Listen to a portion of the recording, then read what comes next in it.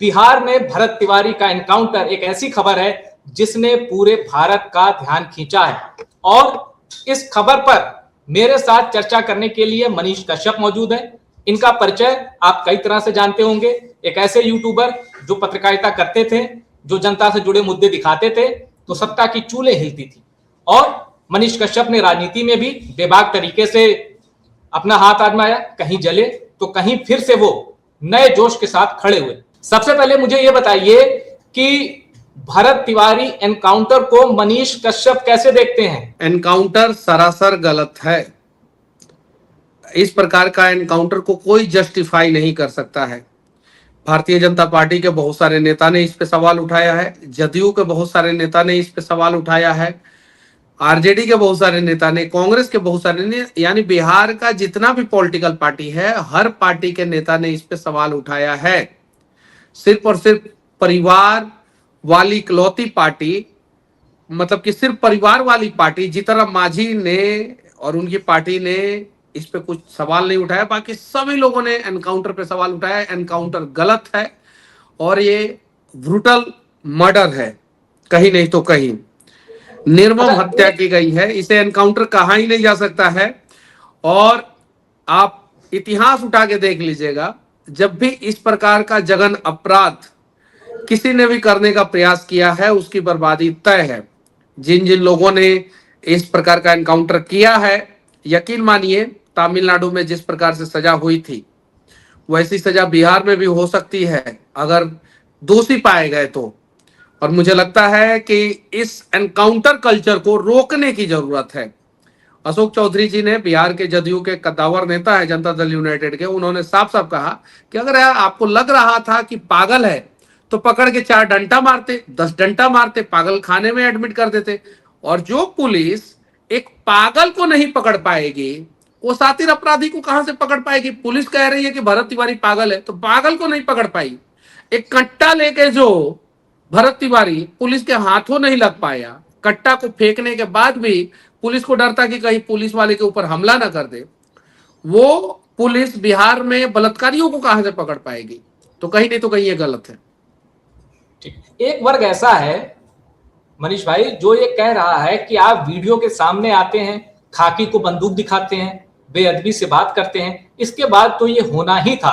तो क्या आप उस वर्ग से सहमति रखते हैं या आपको ये पता है कि जो एनकाउंटर का तरीका गलत है? मतलब प्लान्ड एनकाउंटर एक होता है ना, प्लान्ड एनकाउंटर, आप उस पर विरोध जता रहे हैं या आप उस वीडियो के बारे में आप क्या कहना चाहेंगे जिसमें खाकी को ये धमकाते हुए दिख रहे हैं? एकदम बिल्कुल गलत है। कोई आदमी हथियार लेके किसी के ऊपर नहीं तान सकता है, खाकी के ऊपर या किसी के ऊपर नहीं तान सकता है। लेकिन इसके घटना के अगर बैकग्राउंड में हम जाएंगे तो पता चलेगा कि जो आदमी 2020 से सोशल मीडिया पे कंटिन्यूअस काम कर रहा था, कोरोना में उसे प्रशस्ति पत्र मिला, अधिकारियों से मिलके गांव की समस्याओं पे बातचीत करता था। जवैनिया गांव में सैकड़ों घर नदी में विलीन हो गए और वहां पे जो लोग दलित लोग थे जिनके पास कोई जमीन नहीं था, उनके लिए वो लड़ाई लड़ रहा था, उनके लिए आवाज उठा रहा था। एसडीएम से मिला, वहां के ब्लॉक के अधिकारियों से मिला, उसकी नहीं सुनी गई। वो फेसबुक पे वीडियो बनाया, डाला, उसके बावजूद नहीं सुनी गई।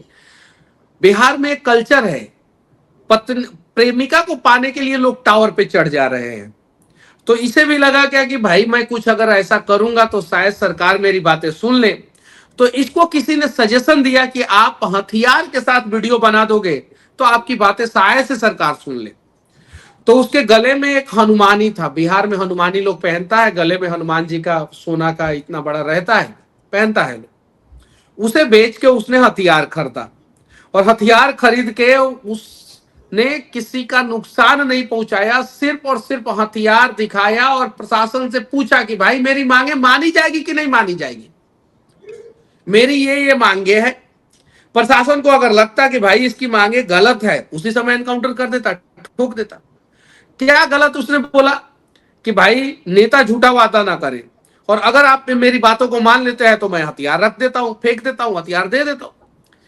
इस देश में आजाद जब से देश हुआ है तब से लोग लड़ रहे हैं कि भ्रष्टाचार खत्म हो, इस देश से भ्रष्टाचार खत्म हो। नहीं खत्म हो रहा है। अब नहीं खत्म हो रहा है तो किसी ने हथियार उठा लिया। उसको जस्टिफाई नहीं किया जा सकता, एकदम बिल्कुल उसने गलत किया है। लेकिन रास्ता क्या है आप बताइए ना। कोइलवर, आरा और उसके गांव के पास से होकर गुजरने वाला 4 लेन जो बक्सर तक जाता है, वो आज नेट पे ट्रेंड कर रहा है। सबसे पहले मैंने उस पे वीडियो बनाया था, उस पे चिप्पी साटा गया है, उसके घर के सामने से वो रोड दिखता है। उसके खिलाफ वीडियो बना बना के वो थक जाएगा, कोई सुनेगा नहीं, क्या करेगा। जवैनिया गांव कट गया, वो क्या करता। लेकिन फिर मैं कहना चाहता हूं, इसको जस्टिफाई नहीं कर सकते हैं। फिर नक्सलवादी में और इन सब चीजों में फर्क नहीं रहेगा। लेकिन गलती क्या हुआ पुलिस से? गलती ये हुआ कि अगर नक्सलवादी भी, हार्डकोर नक्सली भी अगर आत्मसमर्पण करते हैं तो पुलिस उन्हें मुआवजा देता है, घर बनवाने के लिए अलग पैसा देता है, बच्चों को पढ़ाने के लिए अलग पैसा देता है, मुख्यधारा में आने के लिए अलग पैसा देता है, बिजनेस व्यापार करने के लिए अलग पैसा देता है। ये तो नक्सलवादी भी नहीं था, हार्डकोर नक्सली तो दूर की बात है, इसके ऊपर कोई क्रिमिनल केसेस नहीं थे, कोई चार्ज नहीं था, कुछ नहीं था, इसका एनकाउंटर करने की क्या जरूरत थी जब हथियार फेंक दिया। तो यहां पे पुलिस ने गलती कर दिया। मैं फिर कह रहा हूं कि इसने हथियार उठाया वो गलत है, लेकिन जो इसके साथ हुआ वो महागलत हुआ, महापाप हुआ और उसका सजा भुगतना पड़ेगा। अब सुनने में आ रहा है कि उसमें एक कोई था जो बहुत उतावला था कि इसको हम ही गोली मारेंगे। अब उनका अच्छे ढंग से कोर्ट व्यवस्था करेगा तो पता चलेगा। और ये नेताओं के चक्कर में क्या पड़ना। नेताजी लोग तो भाई कह देते हैं कि कर दो काउंटर, और उसके बाद से जब बवाल विवाद बढ़ जाता है तो हाथ पीछे खींच लेते हैं। और कुछ लोग कह रहे हैं कि भाई फलाना जाति का है तो उसे फ्रीडम फाइटर बनाया जा रहा है।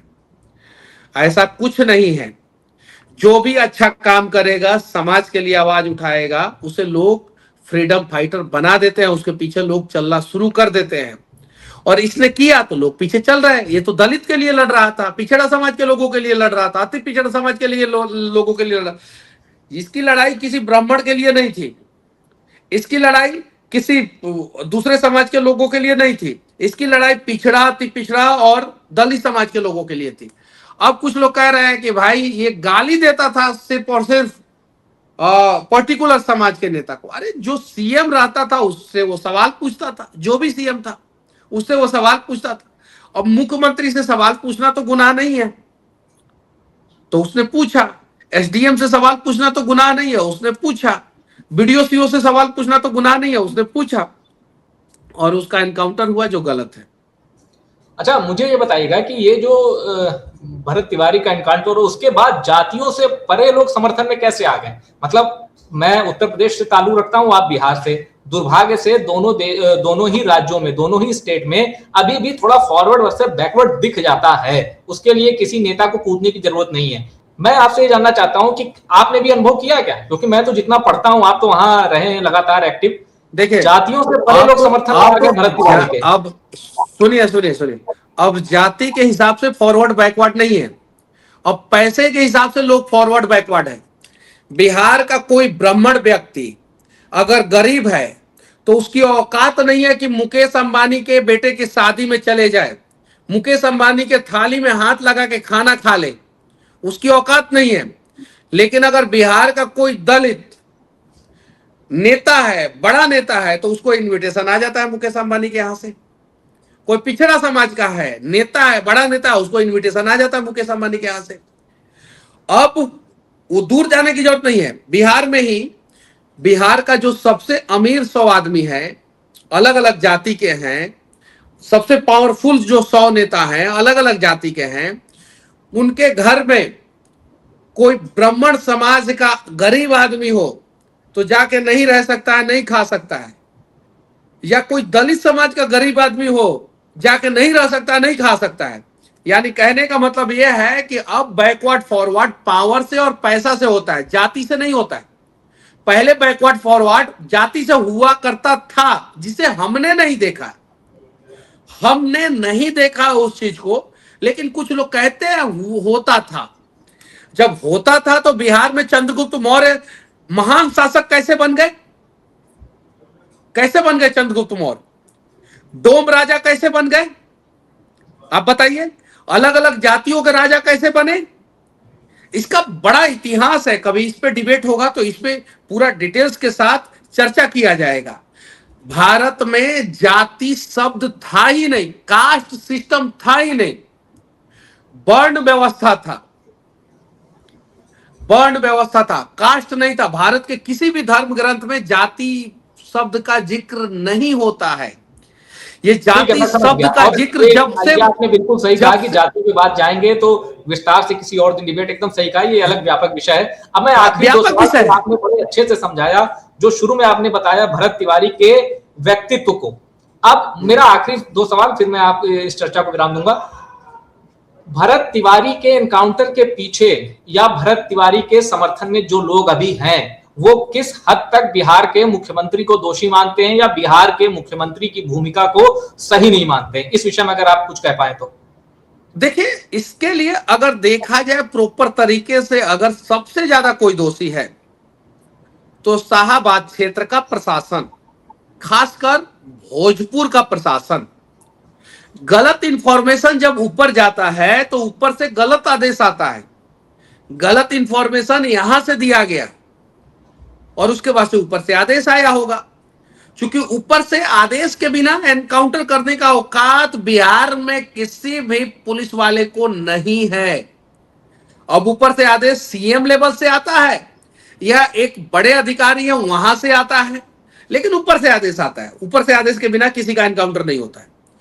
आपने देखा होगा कुछ दिन पहले बिहार पुलिस जाती है एक व्यक्ति के घर पे, तो बिहार पुलिस को चेक किया जाता है ऊपर से नीचे तक कि तुम्हारे पास क्या है। सोनू मोनू के घर पे जाती है तो चेक किया जाता है हथियार है कि नहीं है। सोनू मोनू का एनकाउंटर का आदेश ऊपर से नहीं आया, बिहार पुलिस गई तो बिहार पुलिस को उल्टा चेक किया गया पूरा ऊपर से नीचे तक कि भाई तुम कुछ लिए हो कि नहीं लिए हो, क्या तुम्हारे पास है, ऐसे वैसे। औकात नहीं है बिहार पुलिस को कि वहां पे गोली चला सके, जो आदेश ही नहीं है। यहां पे आदेश होगा, ऊपर से आदेश होगा, बिहार पुलिस ने गोली चलाया। लेकिन इंफॉर्मेशन कौन देता है? जिला का कप्तान देता है, जिला का उप कप्तान जिसको डीवाईएसपी कहते हैं, कप्तान जिसको एसपी कहते हैं, वहां के विकेट कीपर जिसको थाना प्रभारी कहते हैं, एसएचओ कहते हैं।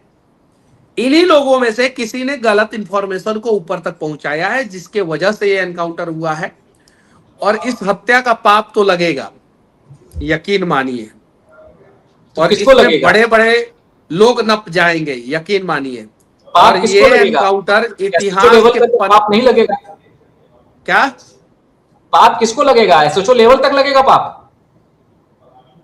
बड़े बड़े अधिकारी नपेंगे इसमें। किसी भी निर्दोष की हत्या कीजिएगा, पाप लगेगा।